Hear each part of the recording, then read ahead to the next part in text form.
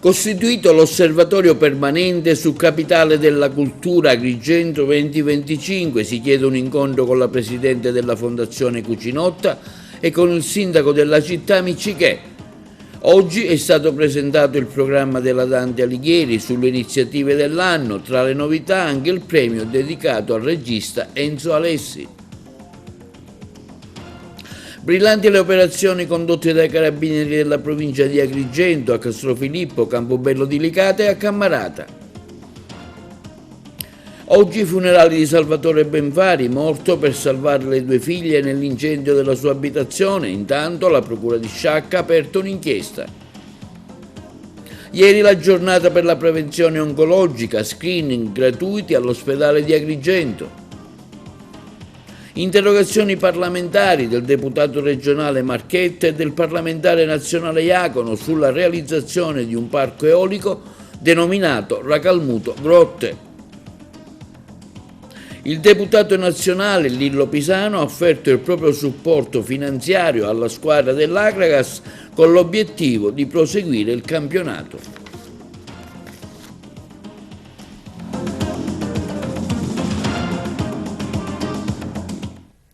Buongiorno, benvenuti con un nuovo appuntamento del nostro TV Notizie di oggi mercoledì 5 febbraio. Ieri pomeriggio nella sede del Centro Culturale Pierpaolo Pasolini di Agrigento sono tornati a riunirsi i rappresentanti delle diverse associazioni culturali, di organizzazioni sindacali, organizzazioni imprenditoriali e altre associazioni varie impegnate sul territorio, come tanti operatori culturali dell'economia, del turismo e rappresentanti della società civile, hanno costituito l'Osservatorio permanente su Capitale Italiana della Cultura 2025.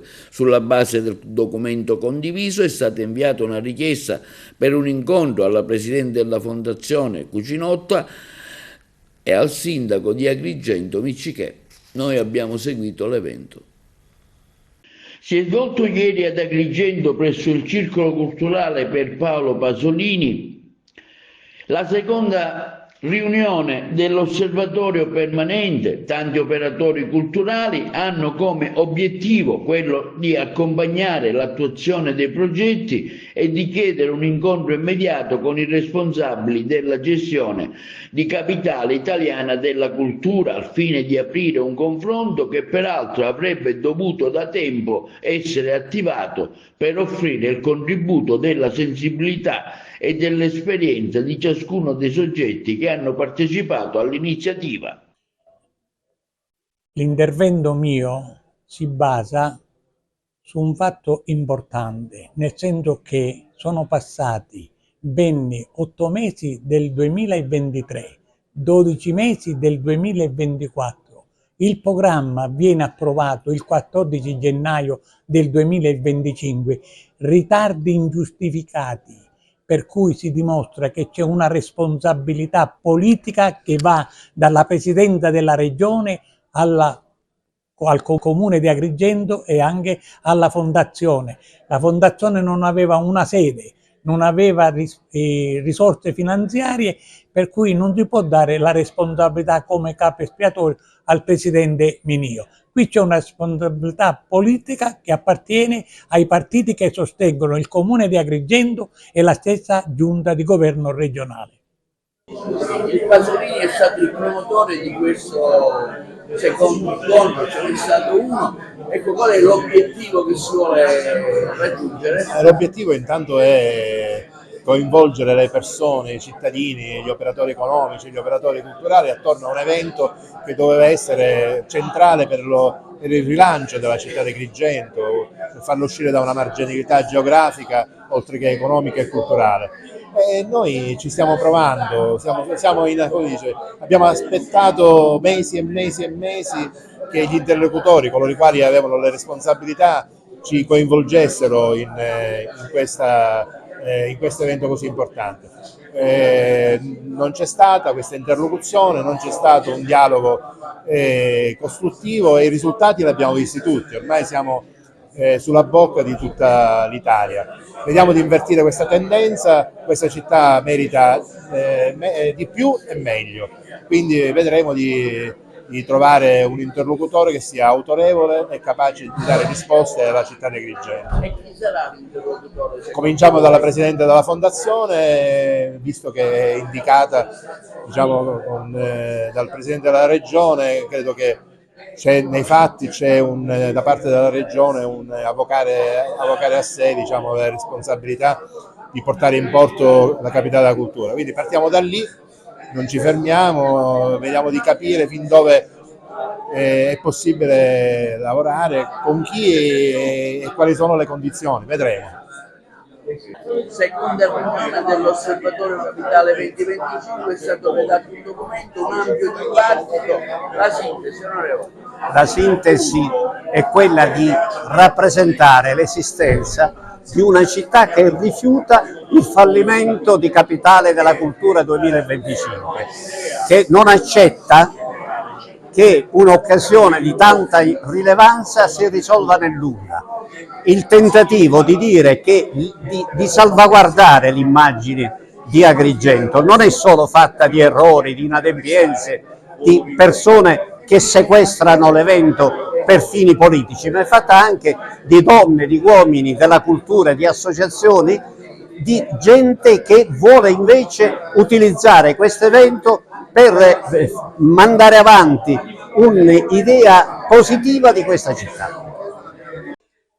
Al di là del documento che deve essere ancora approvato, quello che è emerso è che, preso atto anche sul piano della ufficialità, che sono stati riconosciuti ritardi, manchevolezze, errori, non ci si può fermare ad accettare una situazione che andrebbe a penalizzare immensamente non solo la città di Agrigento, ma tutta la provincia e, perché no, anche la Sicilia.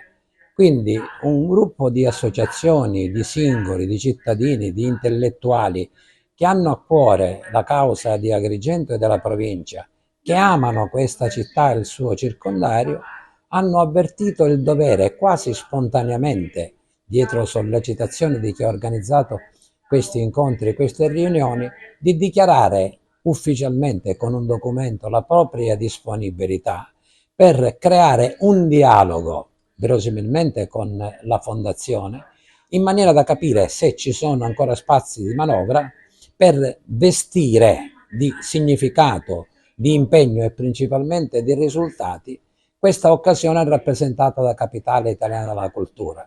È vero, come è stato sostenuto da più parti, che non si può perdere questa occasione.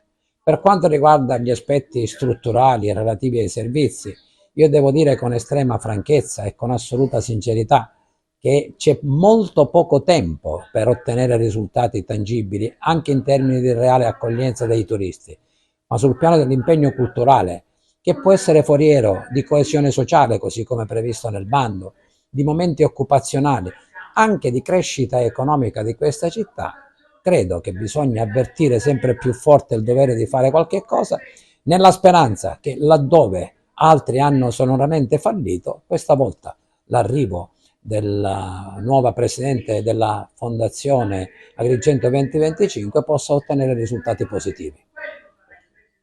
Presentato stamani il programma per le attività culturali che condurrà nel corso dell'anno l'Associazione Dante Alighieri di Agrigento. Tra le novità il premio Enzo Alessi, le interviste di Margherita Trupiano.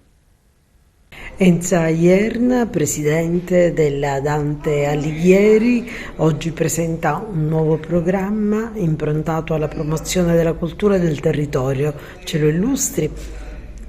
Sì, oggi presentiamo il programma della Società Dante Alighieri Comitato di Agrigento per l'anno 2025.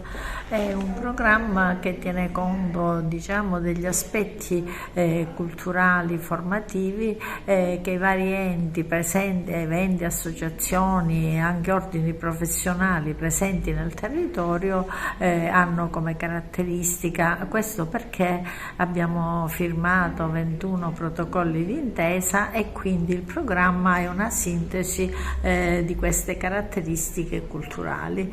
Inoltre, come sempre, cerchiamo di valorizzare il territorio in senso ampio, il territorio dal punto di vista paesaggistico, architettonico, storico, ma anche il patrimonio inteso come, diciamo, risorse umane presenti, che sono un fiore all'occhiello per il nostro territorio. Le novità di quest'anno sono 3 in particolare. Abbiamo voluto innanzitutto inserire un premio Enzo Alessi, sia per ricordare il grande Enzo Alessi, ma anche per promuovere e dare riconoscimenti a coloro i quali rappresentano per Agrigento anche una risorsa culturale e artistica molto eccellente, e quindi tra attori, registi, scrittori, letterati e anche giornalisti. Inoltre la novità è quella che puntiamo tantissimo sui giovani, tanto che faremo un gruppo giovanile della Dante Alighieri, proprio perché comprendiamo che il futuro è affidato a loro e quindi è giusto che abbiano anche le loro responsabilità in seno alla Dante.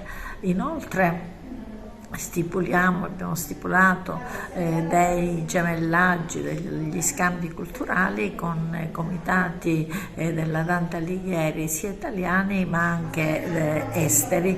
Questo perché vogliamo che vengano direttamente qui nel nostro territorio e apprezzino le nostre bellezze. In più sono stati banditi dei concorsi di poesia, concorsi letterari, ma anche delle mostre e delle pubblicazioni che si proiettano nel futuro. Il titolo stesso del progetto Acqua, aria, fuoco, terra nella Sicilia che cambia vuole sottolineare 2 aspetti fondamentali: il cambiamento, in quanto sappiamo che le nostre origini sono molto lontane nel tempo e c'è stato un continuo cambiamento, e noi crediamo che vada proiettato verso il futuro, e il futuro quindi coinvolge le nuove generazioni. I 4 elementi già individuati da Empedocle, perché questo cambiamento, questa innovazione non parte dal nulla, ma parte da elementi essenziali che noi troviamo nella nostra natura, nel nostro territorio. Sindaco, oggi la sigla di un protocollo con la Dante Alighieri per promuovere la cultura nel modo in cui la Dante Alighieri la promuove, il territorio e risorse umane. Sì, anche quest'anno abbiamo riproposto, o meglio, la Dante Alighieri ha riproposto un programma ricco di cultura. Si parla di Agrigento, si parla dei teatri, si parla dei luoghi che saranno aperti anche in previsione di Agrigento 2025, si parla anche dei rapporti di Agrigento e Gorizia, si parla anche del primo premio letterario dedicato a Enzo Alessi.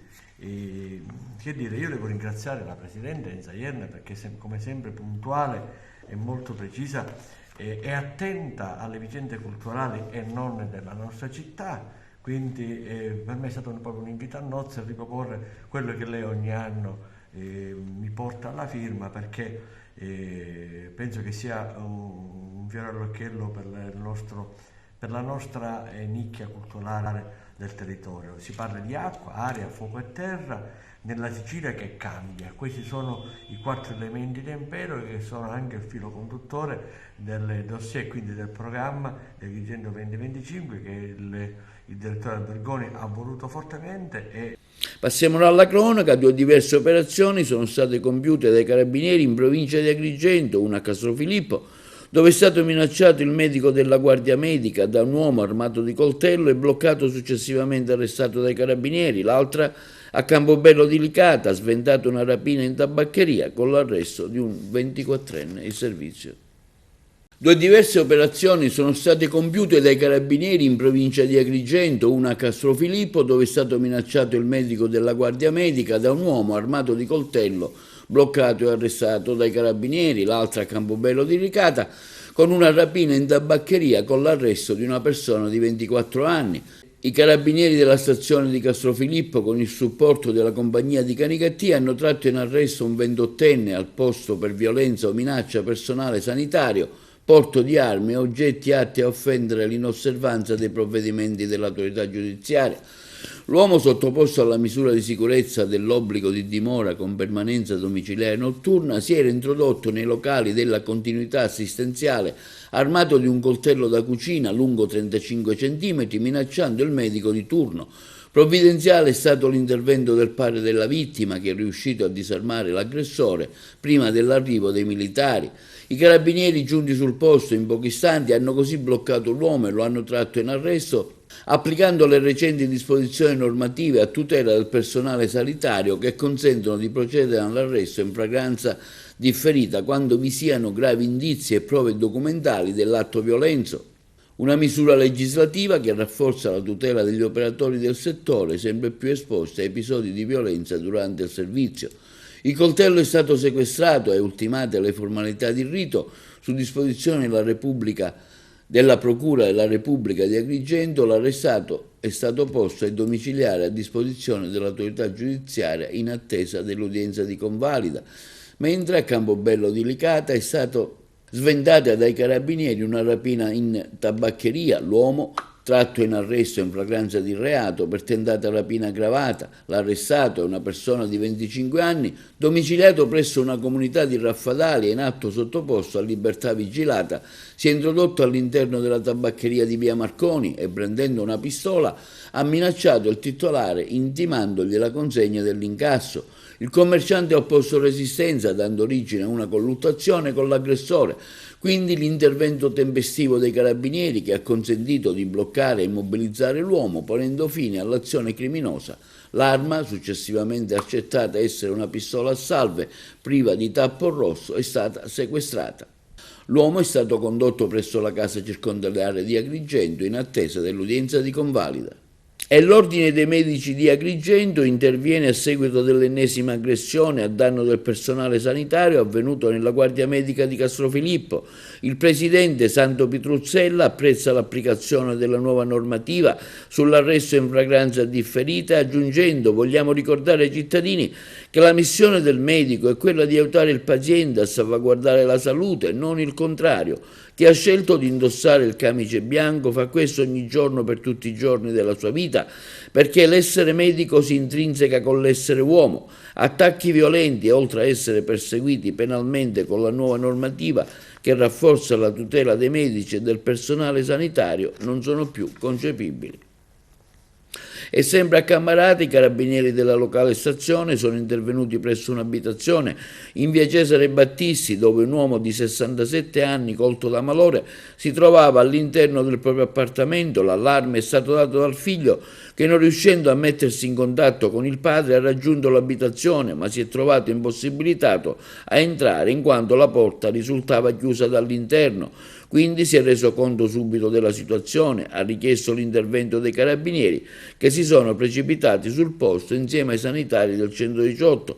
Non potendo attendere l'arrivo dei vigili del fuoco, i militari dell'Arma trovavano un modo per rafforzare l'ingresso, permettere ai soccorritori di prestare le prime cure all'uomo, che giaceva riverso sul letto in stato di semicoscienza. A seguito delle valutazioni del personale medico è stato disposto il trasferimento immediato presso l'ospedale di Agrigento per sospetto ictus.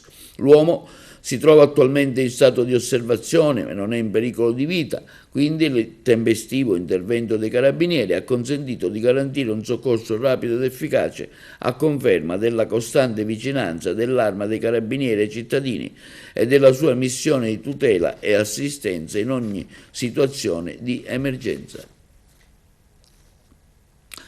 Aperta un'inchiesta dalla Procura della Repubblica di Sciacca relativamente all'incendio dell'abitazione di Caltabellotta, che ha visto la morte di Salvatore Benfari, intrappolato tra le fiamme, che però è riuscito a salvare le due figlie. Intanto nel pomeriggio di oggi i funerali alla 15:30 nella chiesa di Sant'Agostino. Il sindaco ha proclamato il lutto cittadino. Il servizio.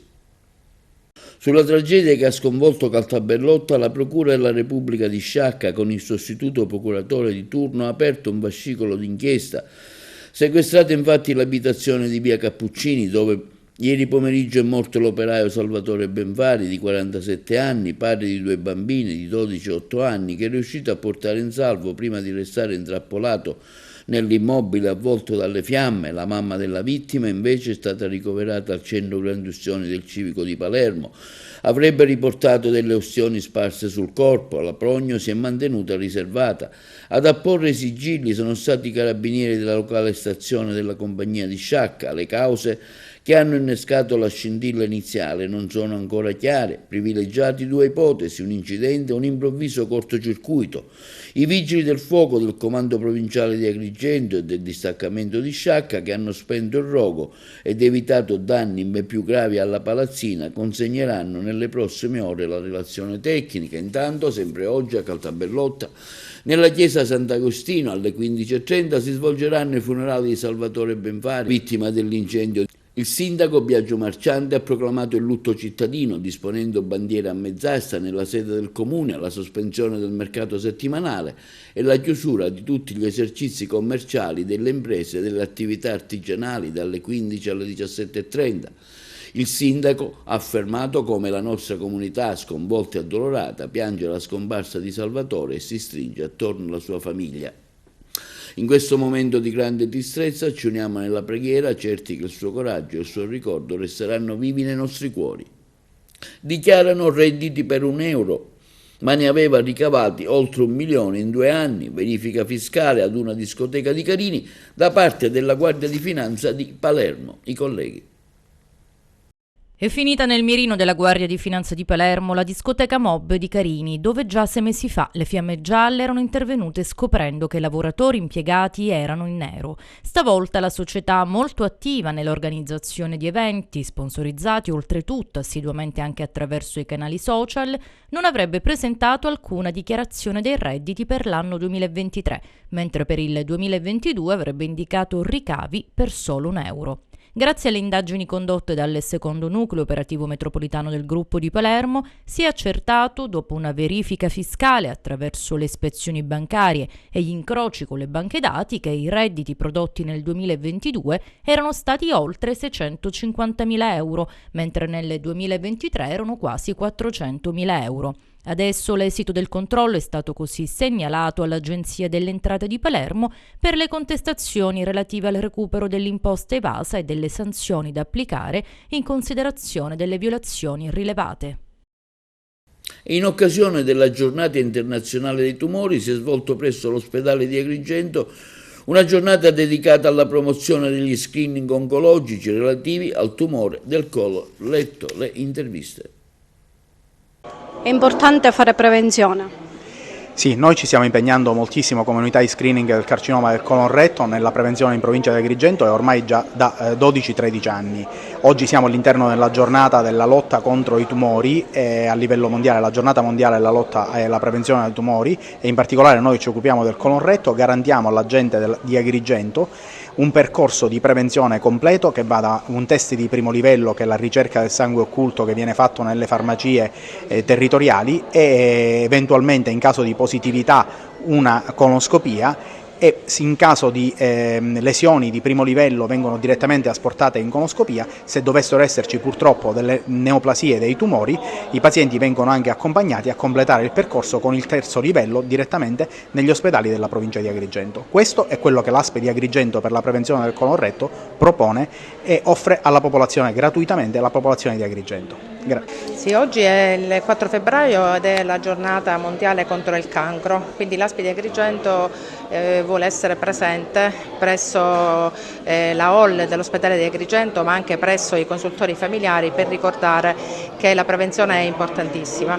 L'ASP di Agrigento offre gratuitamente 3 screening oncologici che sono lo screening della mammella, che è rivolto alle donne di età compresa 50-69 anni, lo screening del colon retto, che è rivolto a uomini e donne di età compresa 50-69 anni, e lo screening della cervice uterina, che è rivolto alle donne di età compresa 25-64 anni. Gli screening sono sempre attivi in tutta la provincia di Agrigento, ma oggi, particolarmente in questa giornata, abbiamo programmato un Open Day per dare la possibilità alla popolazione target, quindi delle fasce di età che ho appena detto, di accedere direttamente per effettuare nei consultori o il papitesto, l'HPV, oppure presso la OLLI dell'ospedale di Agrigento per effettuare la mammografia. La gente come risponde a questi screening? Devo dire che sta rispondendo abbastanza bene, con molto entusiasmo per il fatto che l'ASP di Agrigento è presente e che è sensibile veramente alla prevenzione. Quindi stiamo ricevendo molte prenotazioni, ma anche tante persone oggi hanno scelto di fare la mammografia in questa stessa giornata. In questa provincia manca ancora un registro tumori. Qual è l'incidenza delle malattie oncologiche nella popolazione? L'incidenza è abbastanza alta purtroppo ed è anche diversificata nei vari comuni della provincia, ma grazie alla prevenzione c'è la possibilità veramente notevole di poter diagnosticare precocemente queste neoplasie, perché individuare un tumore nella fase iniziale veramente cambia la vita. E devo ricordare a tutte le persone che ci stanno ascoltando che è importante la prevenzione, perché è inutile nascondere la testa sotto la sabbia. La prevenzione serve a individuare un tumore quando non dà nessun segno di sé, nessun sintomo. Questa è la cosa importante della prevenzione. Quali sono le forme di tumore quelle più diffuse? Allora, purtroppo abbiamo notato che c'è un'incidenza anche alta del carcinoma della mammella e si sono stati riscontrati anche tumori in fase piccolissima, anche di 1 millimetro, e questo è importante, la diagnosi in questa fase, perché veramente cambia la qualità della vita. Un'interrogazione all'Assemblea regionale siciliana è stata presentata dall'onorevole Rosellina Marchetta dell'UDC sul futuro parco eolico di Racalmuto e Grotte, il servizio. L'onorevole Rosellina Marchetta, deputato segretario all'Assemblea regionale siciliana, ha depositato un'interrogazione parlamentare per la sospensione del progetto che sta facendo tanto discutere, finalizzato alla realizzazione del parco eolico nei territori di Racalmuto e Grotte.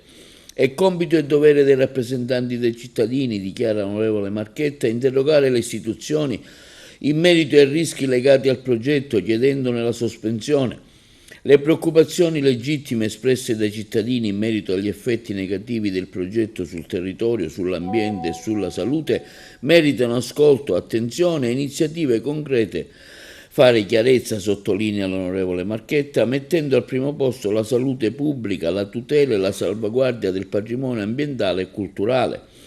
Le aree in cui sono previsti gli insediamenti degli aerogeneratori dell'impianto eolico ricadono tutte all'interno della fascia di rispetto dei beni archeologici e paesaggistici di notevole interesse pubblico, come il villaggio neolitico dell'età del rame di Serra del Palco e le tombe a Tolos di Monte Campanella, i cui reperti sono custoditi nel Museo archeologico Petix di Milena.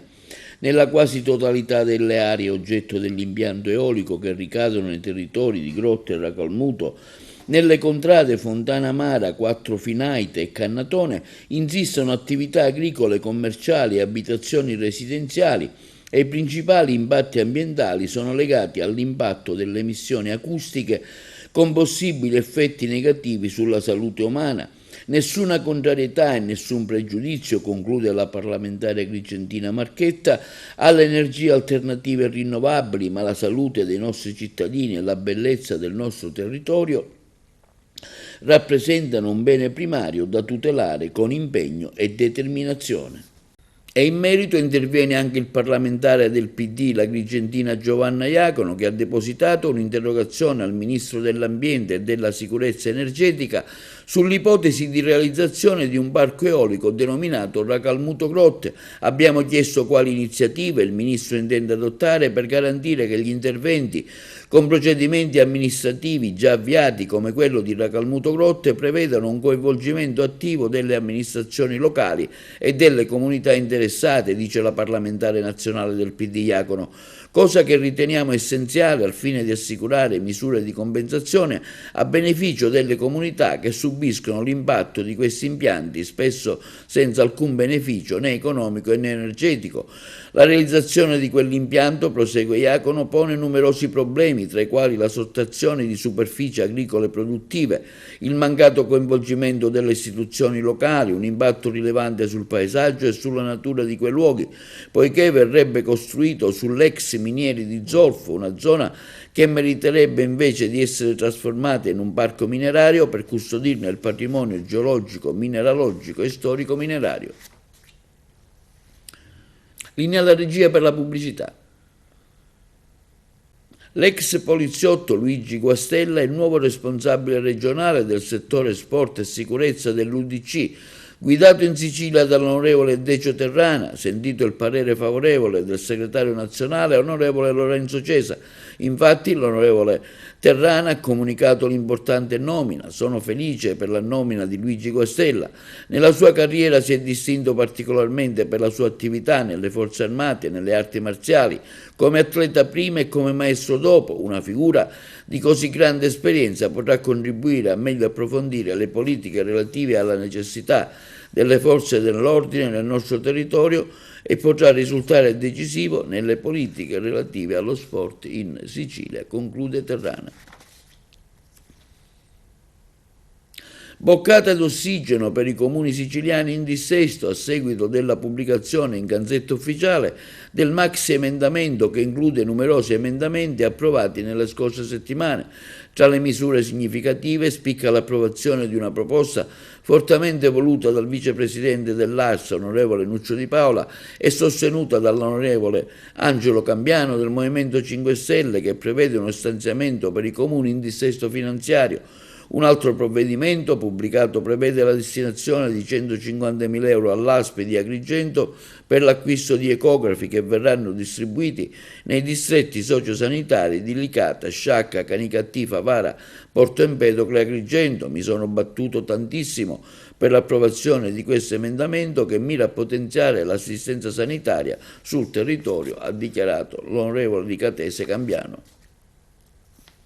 Report di Legambiente, malaria di città con Palermo e Catania che hanno superato i limiti giornalieri di inquinamento da polvere sottili. La corrispondenza da Palermo. Tra 5 anni 8 dei 9 capoluoghi siciliani sarebbero già città fuori legge, quanto afferma Legambiente in un report dal titolo Malaria di città, dove vengono affermati e superati nel 2024 i limiti europei giornalieri di inquinamento da polveri sottili che entreranno in vigore nel 2030. Allo stato attuale si salverebbe solo Enna. A Palermo il superamento della soglia media annuale è stato registrato in 3 centraline, in una a Catania. Sforamenti registrati in più centraline nella stessa città sono il segno di un problema diffuso e strutturale in molte aree urbane, osservano dall'associazione ambientalista. Al momento, insomma, l'aria resta irrespirabile e i livelli di inquinamento assai distanti dai parametri fissati dall'Agenda Europea 2030 per lo sviluppo sostenibile. In particolare nell'isola è stata la stazione di Viale Vittorio Veneto a Catania a registrare il maggior numero di sforamenti, con 46 giorni nei quali è stata superata la soglia limite. A Palermo è stata superata in 3 centraline. Dunque Catania e Palermo sono i comuni che devono ridurre maggiormente le concentrazioni attuali, rispettivamente del 35 e del 33%. Non se la passano meglio Siracusa e Ragusa, che dovranno ridurre le concentrazioni del 22 e 18% per rispettare i limiti della nuova direttiva europea. Il 2030 è alle porte, commenta il presidente di Legambiente Sicilia Tommaso Castronovo, e servono delle scelte coraggiose. Abbiamo poco meno di 5 anni a disposizione per rientrare nei limiti più stringenti previsti dalla direttiva europea per tutelare la salute dei cittadini. E dal liceo scientifico di Alcamo l'attività di 25 anni dell'Associazione Amici della Salute, i colleghi di Trapani. Quest'anno abbiamo cambiato istituto per iniziare al liceo scientifico. Ringrazio il dirigente scolastico Allegro, tutti i volontari, i medici, il dottore Cusumano, la dottoressa D'Angelo e anche quest'anno affiancarmi. Molto ottimismo nel voler portare sempre lo stesso progetto nelle scuole, ma nuovamente il messaggio di speranza, la speranza nella prevenzione, nell'affidarsi alle figure professionali che possono comunque darci un aiuto qualora si venga a verificare l'arrivo di questo brutto male. La possibilità di andare nelle scuole, un gruppo di medici, un percorso che avevamo iniziato l'anno scorso, facciamo prevenzione tutti i giorni nel nostro studio, la cura deve arrivare dopo. Da medico di famiglia noi siamo i primi attori nella prevenzione sia primaria, secondaria e terziaria, prevenzione sia dal punto di vista di cambiamenti di stile di vita, come prevenzione secondaria per quanto riguarda lo screening di alcune patologie, l'autopalpazione, ma anche come mammografia nell'età più avanzata. Ci saranno altri medici in altre scuole. A febbraio faremo tutto il mese del progetto Marica, poi saremo anche a Palermo. I ragazzi hanno la consapevolezza di avvicinarsi alla prevenzione oppure no? Certamente, siamo qua per questo, perché dobbiamo sensibilizzare i ragazzi alla prevenzione nell'autoesame e nel cercare di, quanto è più possibile, prevenire questa malattia che incombe sempre molto più di più. Il progetto continuerà, andremo all'ITC Caruso, visiteremo anche il Geometra e le altre scuole qui ad Alcamo, faremo anche Castellammare oltre a Palermo. Accogliamo molto volentieri l'iniziativa dell'Associazione Amici della Salute perché è un tema importante, perché è importante che i ragazzi capiscono quanto sia appunto efficace la prevenzione e comunque la cura del proprio corpo, nel senso del prendersi cura, che previene poi la cura. Non è l'amore per se stesso, ma l'attenzione per se stesso. Certo, non è l'amore egoistico, ma l'attenzione per se stesso, che significa anche capire che se si è in salute si è anche capaci di prendersi cura anche degli altri. La nostra scuola accoglie sempre queste iniziative delle associazioni senza fine di lucro perché sono meritorie, si sposano benissimo con i nostri obiettivi e le nostre finalità. E il deputato nazionale Calogero Pisano ha incontrato la dirigenza e la squadra dell'Acragas per offrire il proprio supporto finanziario con l'obiettivo di aiutare il club a proseguire al meglio la stagione. Ce ne parla meglio Carmelo Lentini. Ci sono delle novità in casa Acragas dopo l'addio di Giuseppe Deni che ha consegnato la squadra al sindaco Franco Micichè. Infatti l'onorevole Calogero Pisano alla ripresa degli allenamenti ha voluto incontrare la squadra e gli addetti ai lavori rimasti, esternando la volontà di voler aiutare l'Acragas in questo momento particolare, assicurando aiuti concreti per completare dignitosamente insieme ad altri amici la stagione. Ma seguiamolo in questa intervista. Onorevole Lillo Pisano scende in campo per aiutare l'Acragas, in che modo, quale sarà il suo supporto, apporto all'Acragas? Sì, intanto volevo tranquillizzare un po' tutti i tifosi dell'Acragas, il quale tra l'altro ne faccio parte io da quando sono piccolo, dicendo che domenica l'Acragas scenderà in campo contro la Scavatese. Scenderà in campo perché da parte mia, da parte di un sacco di amici che oggi mi hanno telefonato, c'è la volontà di sostenere l'Acragas, non solo domenica, ma anche di naturalmente non mortificare la nostra squadra e la nostra città e cercare di arrivare a fine campionato. Da parte nostra c'è veramente la volontà e l'impegno per la città, per la squadra, ma soprattutto per veramente portare avanti a termine quello che è il campionato, perché sospendere questo campionato è un fallimento un po' di tutti e noi non ci possiamo permettere di fallire in un momento così importante per la nostra città, tra l'altro che è Agrigento capitale della cultura e tra l'altro è una città, ha un nome e una storia anche a livello calcistico, non possiamo permetterci di fallire. Quindi da parte mia, da parte di tanti amici c'è la volontà e la voglia di portare avanti la nostra Acragas, di portare avanti la nostra città. Lei ha incontrato la squadra, lo staff tecnico, i dirigenti, cosa vi siete detti? Io ho voluto tranquillizzare la squadra e naturalmente tutto il gruppo, lo staff che lavora affinché naturalmente si porti avanti, diciamo, questo campionato, dicendo che la città è con loro, gli agrigentini è con loro, naturalmente siamo in attesa di qualche risultato positivo e affinché naturalmente si possa salvare quest'anno l'Agragas. Ed ora una notizia di eccellenza: l'Unitas Sciacca si appresta a partecipare alla fase nazionale di Coppa Italia avendo vinto il titolo regionale. La LND ha disposto che il prossimo avversario sarà il DGS Praia Tortora di Praia a Mare, in provincia di Cosenza. La gara di andata si disputerà mercoledì 12 febbraio in terra calabra allo stadio Mario Tedesco su un campo in erba sintetica, mentre il ritorno mercoledì 19 febbraio invece al Gurrera. Entrambe le sfide avranno inizio alle ore 15. E questo è tutto per TVA Notizie di oggi. Vi ricordiamo che i nostri programmi si possono vedere in tutta Italia sul canale 268 del digitale terrestre, sulle smart TV, in streaming sul sito www.televideoagrigento.tv e il telegiornale sul canale 93 dell'LCN di Video Sicilia alle 15 alle 20 con replica la mattina alle 9. I nostri servizi si possono inoltre visionare sul canale YouTube di TVA Televideo Agrigento. E questo è tutto e vi auguriamo una buona serata.